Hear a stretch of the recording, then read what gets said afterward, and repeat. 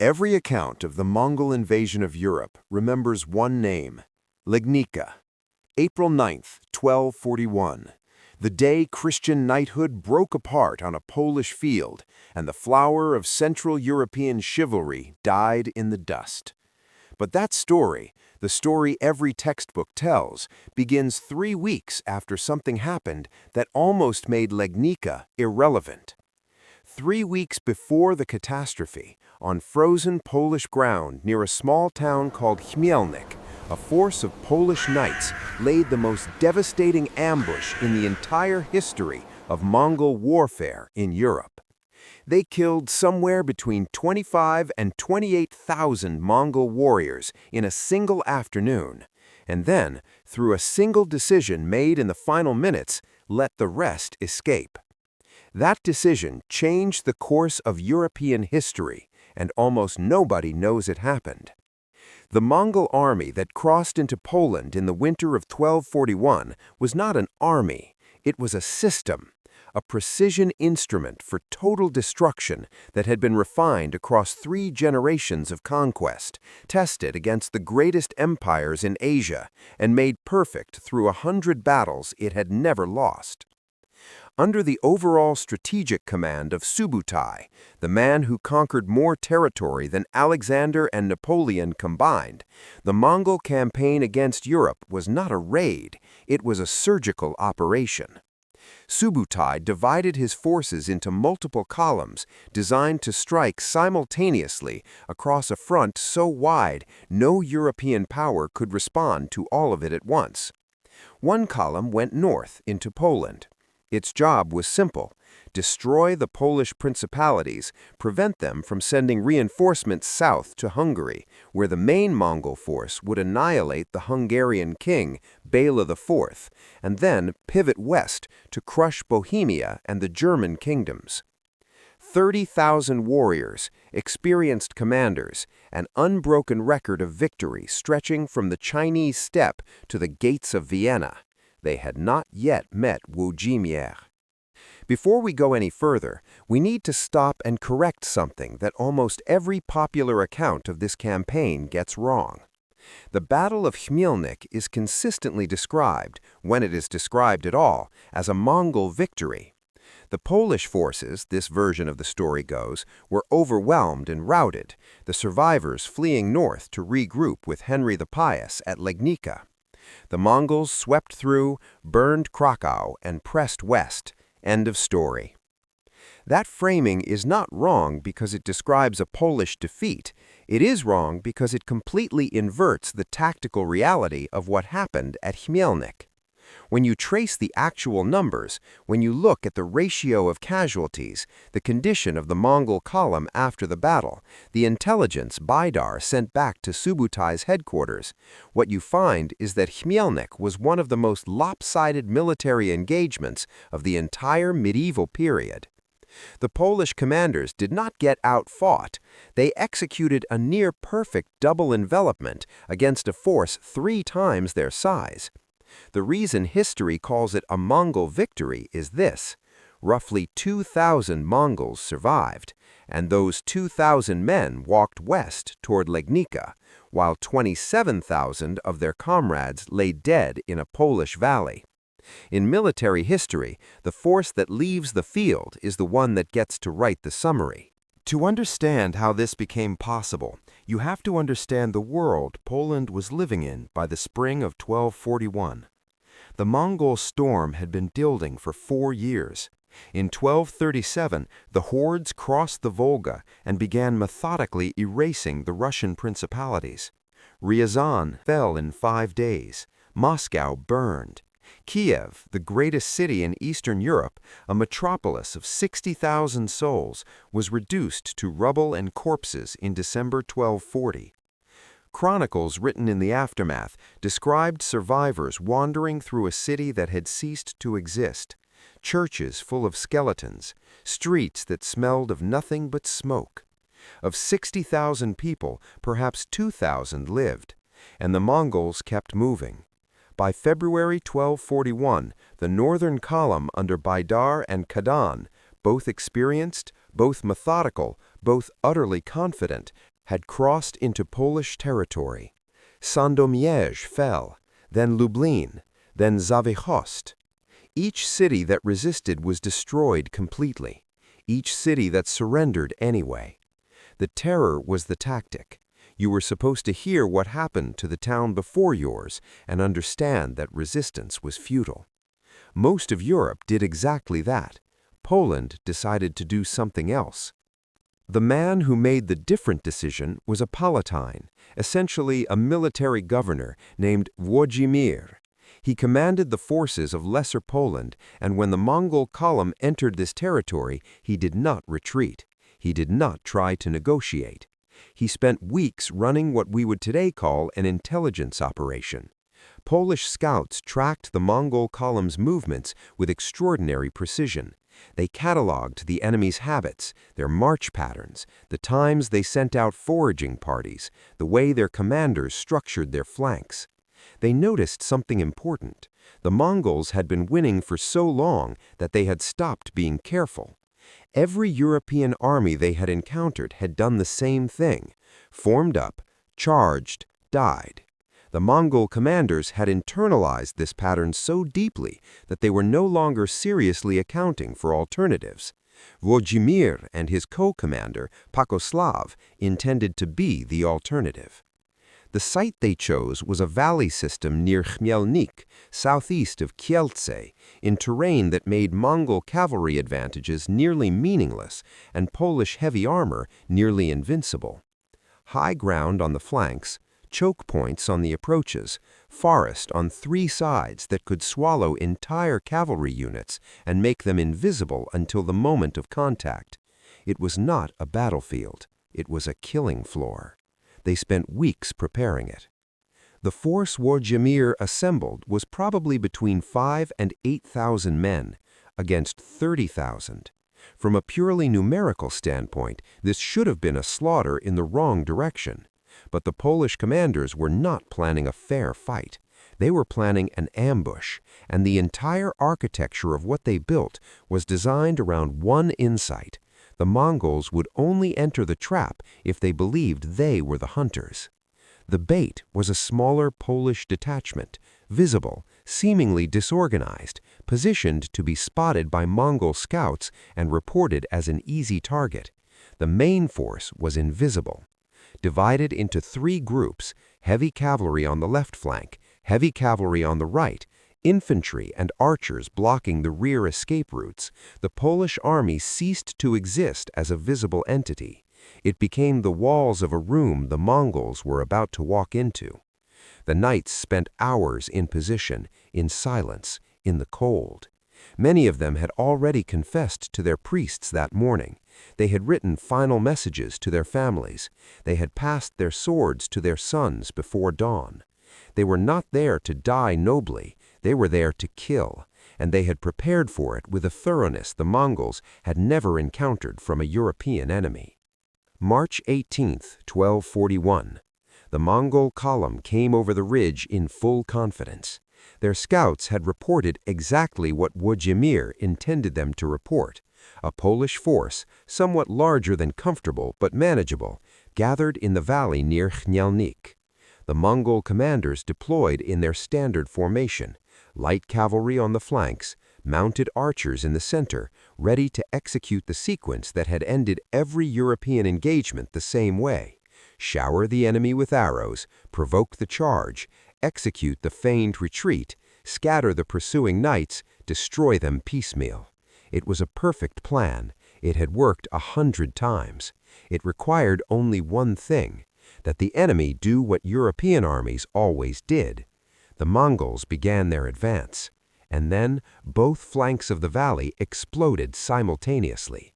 From the left, the first wave of heavy Polish cavalry came out of the forest at a full gallop. From the right, the second wave came 2 seconds later. This was not an impulsive charge.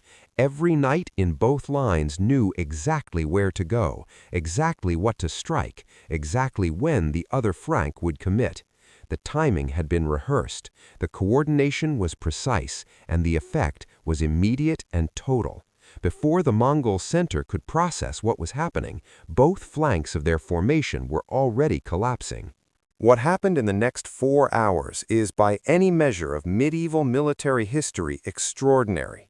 Polish heavy cavalry in full-plate armor was, in the right terrain and at the right distance, essentially immune to Mongol archery. The arrows that had killed Russian infantry by the thousands were bouncing off steel. The Mongol light cavalry, optimized for maneuver on open steppe, had nowhere to maneuver. The forest was behind them, held by Polish infantry. The ridgelines were above them, held by archers. The valley floor was churning with Polish knights who were, for the first time in this entire campaign, fighting exactly the kind of battle they had trained for, up close, at impact speed, with the weight advantage of armor against the agility advantage of mobility. In this terrain, there was no agility, there was only steel and death. The ratio of casualties was staggering. Mongol warriors who had conquered half the known world found themselves unable to create the conditions that made their tactics effective. They could not pull back far enough to use their bows. They could not outmaneuver knights who were not chasing them. They could not regroup because every time a commander tried to rally a section of the line, Polish cavalry was already there. The Mongol army had a weakness that nobody in Europe had yet found a way to exploit.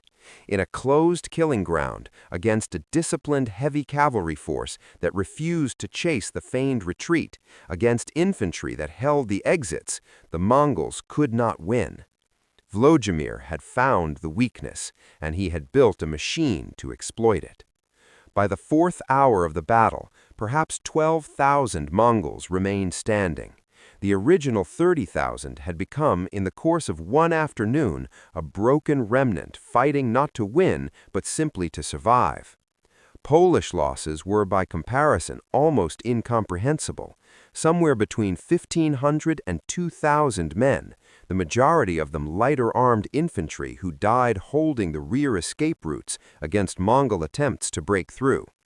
The heavy cavalry, the core of the Polish force, the men in plate who had opened the engagement, had lost perhaps 300 or 400 knights. The mathematics of that ratio bear repeating because they are not the mathematics of a defeat. They are the mathematics of an execution. 10 to 1, 12 to 1, in some estimates 15 to 1. The most lopsided battle against the Mongols in the entire European campaign, before or after. And then came the moment. Baydar, the senior Mongol commander, the man who had been directing this column since it crossed the Polish border, gathered the best of what remained, not the wounded, not the broken, the 2,000 who still had horses under them, who still had swords in their hands, who still had enough fury left to make one final charge. He pointed them at the weakest point in the Polish encirclement, not the cavalry flanks, which were still fresh enough to stop almost anything, the infantry line, the men who had been holding the rear escape routes for 4 hours, exhausted, lighter armed, brave but not armored. Baydar's 2,000 hit that line like a hammer, and they broke through. Vladimir saw it happen. He saw the Mongol formation moving, saw the infantry line buckling, and he had his reserve cavalry in position, fresh, rested, the best knights he had, and he faced the decision that would define his name for the next 800 years. Throw the reserve, close the gap, kill every Mongol on the field, and go down in history as the man who stopped the invasion of Europe, or hold the reserve, preserve the best fighting force in Poland for the battle Henry the Pious was gathering for at Legnica, 3 weeks away. He held the reserve. He let Baydar's 2,000 through. The argument for that decision is not nothing. Henry the Pious needed every trained knight Poland could send. The reserve cavalry was the most experienced, best equipped force Vladimir had. Throwing them into a closing engagement against desperate, furious Mongol warriors who had nothing left to lose was a genuine tactical risk.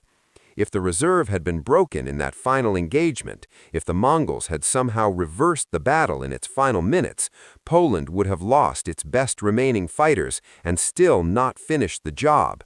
There is a version of the calculus in which Lodimir made the right call, but history is not about the version where he was right. History is about what actually happened. What actually happened is that Baydar and those 2,000 survivors rode hard for the main Mongol force, and when they arrived, they brought information, not just news of a defeat, intelligence. Poland has a disciplined, heavy cavalry force. It can coordinate complex ambushes. It is not like the other European armies. You must be careful. Subutai was still weeks away from his decisive engagement in Hungary. He had time to adjust. He adjusted. The Mongol columns that swept through the rest of Poland moved differently after Kiamelnik, more cautiously, more concentrated, harder to trap. And at Legnica, 3 weeks later, they were careful enough to win. Henry the Pious died on the 9th of April, 1241, which is where the history books have always started this story.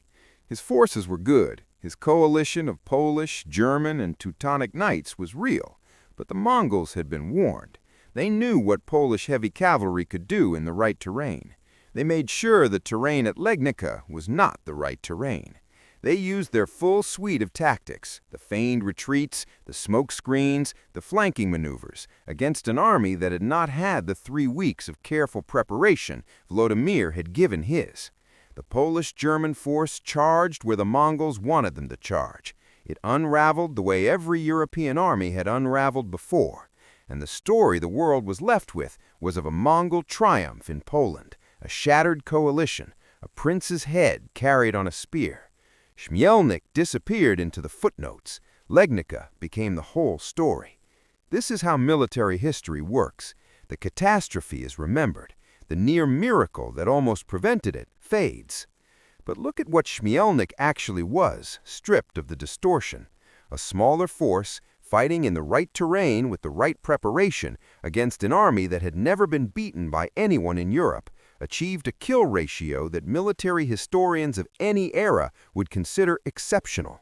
The Polish knights who hid in that forest for hours, who held their positions in silence when every instinct screamed to move, who executed a double envelopment against a force 3 times their size, these were not men who fought bravely and got lucky.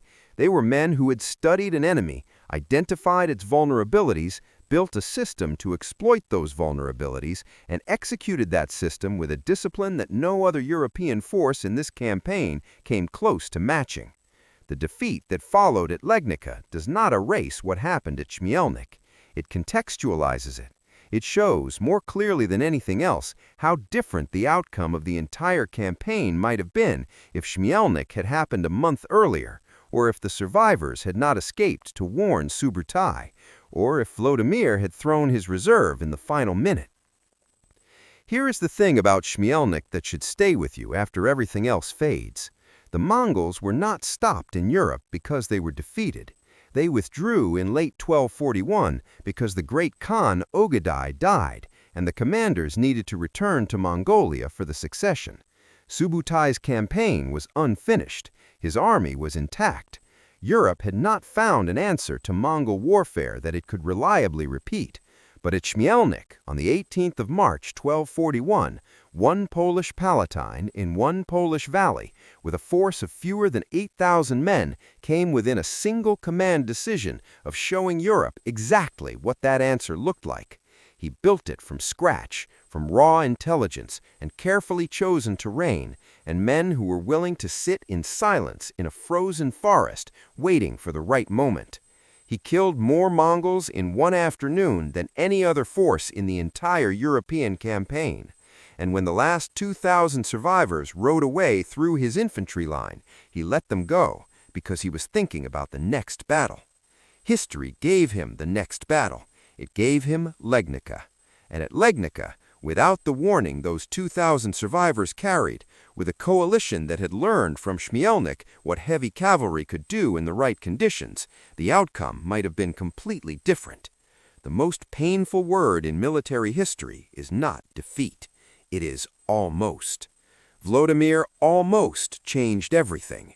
For one afternoon in a Polish valley, he did.